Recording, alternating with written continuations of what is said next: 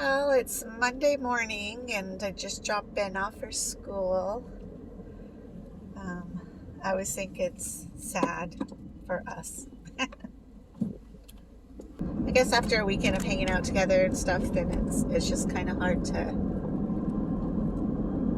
have him go back to his dad's for the week. And Mondays are always the hardest for me because I didn't sleep much at all last night. Trying to stay busy today so I don't get too upset about things, I guess. I had a good weekend though. I went down to BISBEE, saw my parents. They're doing well.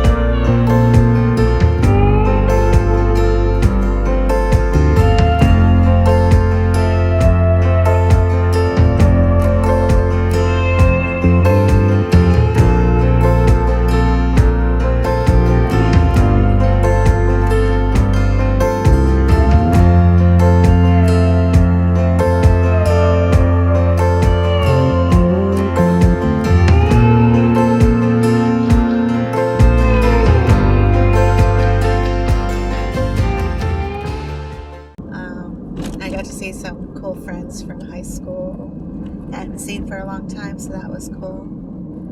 A barbecue with some friends that came, and that was cool. And then I came back to Tucson because this is where I live and this is where I have to come back to bring Ben back, and I like the city and I just need to stay focused and busy today and the next week because it's just hard.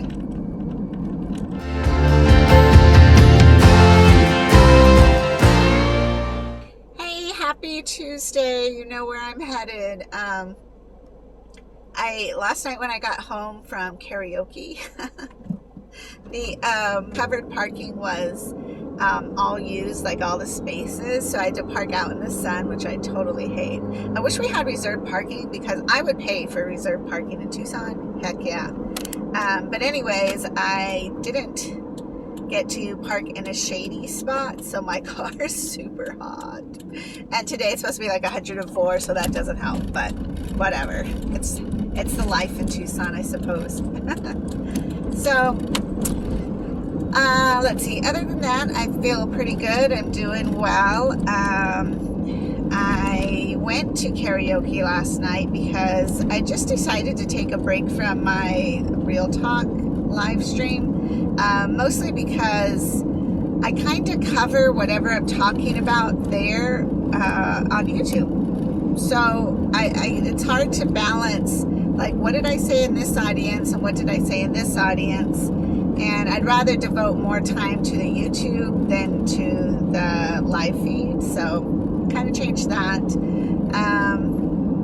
And I've decided, I've been asked by many people because of just different things I posted on Facebook or things I've shared across social media to write a book.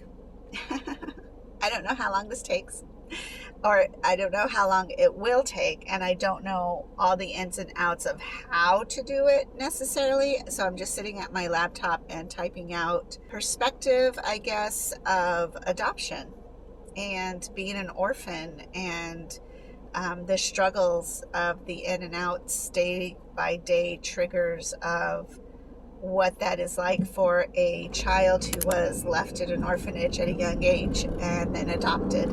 I do have a story.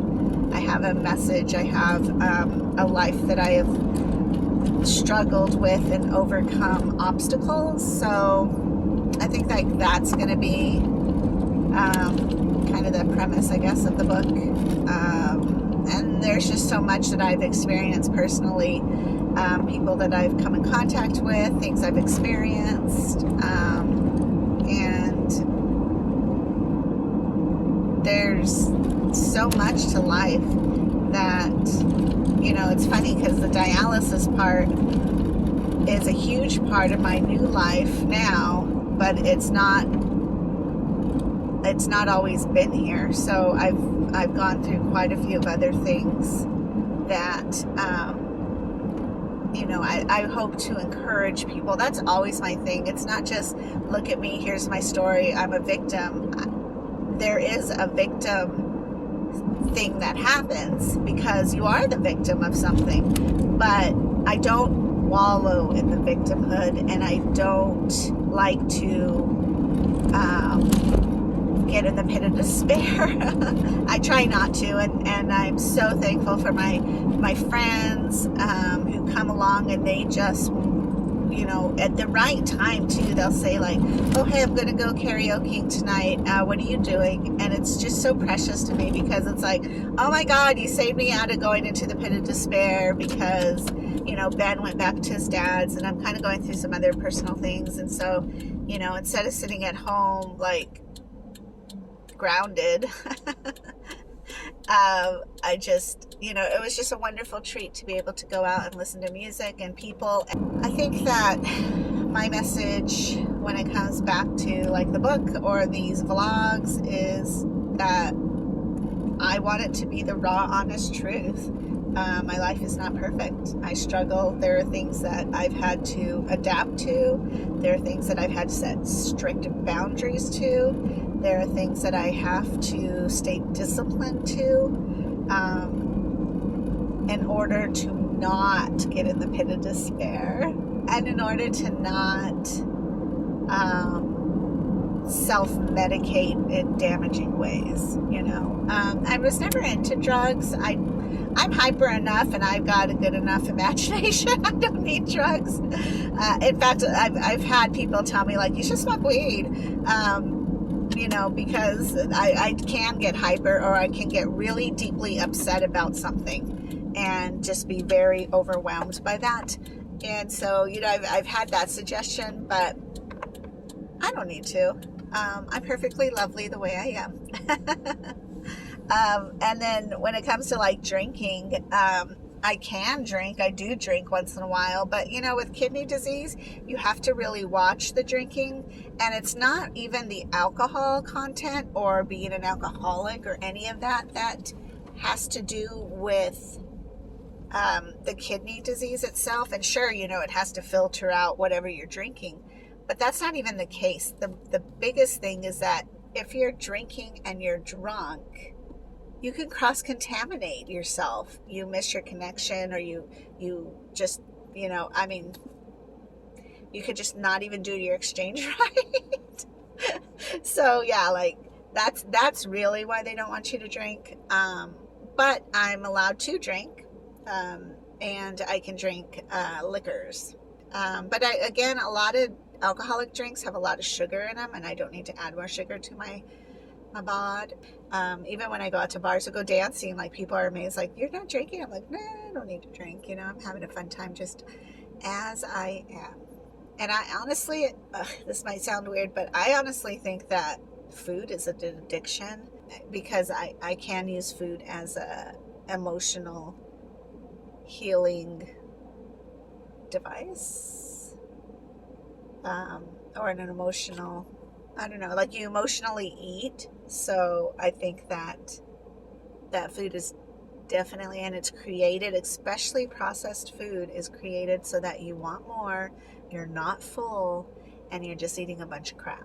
Water, you can have a consequence to drinking water, especially when you're on dialysis, because you can't get fluid overload. So maybe before dialysis you were drinking like a gallon of water a day, but now because you're putting the dextrose in you, and that's adding fluid, and then whatever you're eating, and then you try to do more, your gallon of water a day. Because I remember drinking a gallon of water a day, and it exhausts the kidney, and then it also gives you fluid overload, and then you have puffiness and water retention and edema And edema is where you're swollen. Like maybe you put your sock on and then you take your sock off and there's a little rim where your sock was on your ankle. You can like touch your ankle bones and press down, and then like, you know, your skin pops back up and it's all like puffy. That's edema. So edema is fluid overload, and a lot of different things can affect how you get edema. And I think a lot of it with my grandma when I lived with her, and I wish I had known this when I lived with her, but she had edema because she would hold the water, so they gave her a water pill. But come to think of it, the food she was eating was actually very high in salt, and so you're salted and then you need to drink water, and it's just a vicious cycle. It's a cycle. So eventually, because we started to introduce a little bit more fruits and vegetables into our diets, then she was able to get off the water pill and actually be able to like have that natural cycle that our bodies are supposed to have. But it took her a good while for that to happen. And so with kidney disease, you have to watch how much liquid you put in you so that you don't get edema, because it just causes a whole bunch more mess. Now, if you are having edema, again, I would really look at what are you eating, because just the simplest little things can set you off course. One of my favorite things is cheese. So cheese tends to have salt, except for like, I think it's mozzarella Swiss and provolone, like the white cheese, tend to have less. I want to say those three are the top ones to eat if you want to eat cheese. I want to say mozzarella is number one because of how it's processed, but I'm not for certain. In fact, I found at Fry's they have a natural, they call it like organic. I think it's an organic cheese, and it's not vegan cheese, but it's real cheese, but it's cheddar, sharp cheddar cheese, which I like because I kind of like that little bit of a bite when it comes to cheese. But it's not dyed the orange. I don't know either about the dyes. I don't know. I'm sure the government has something to do with dyeing the cheese yellow and orange so that it would look like, you know, Kraft cheese, which Kraft sandwich cheese is like the worst cheese. It's plastic.